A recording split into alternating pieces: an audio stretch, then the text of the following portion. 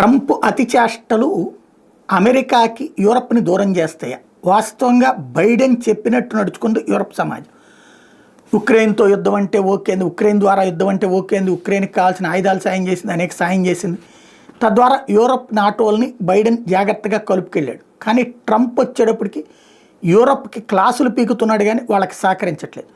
యూరప్లో కీలకమైనటువంటి దేశాలు Germany, France, Britain కూడా. బ్రిటన్ వాస్తవంగా ఈయూలో లేదు, కానీ యూరప్లో కీలకమైనటువంటి పాత్రే పోషించేటటువంటి దేశం.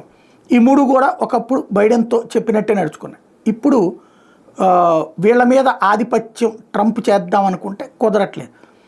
జర్మనీ రాజకీయాల్లో జోక్యం చేసుకుని అక్కడ ఉన్నటువంటి ప్రభుత్వం కూలాలనుకున్నటువంటి ట్రంప్ లక్ష్యం నెరవేరేది. కానీ ఇప్పుడు వచ్చినటువంటి ప్రభుత్వం అదే ట్రంప్కి షాక్ ఇస్తోంది.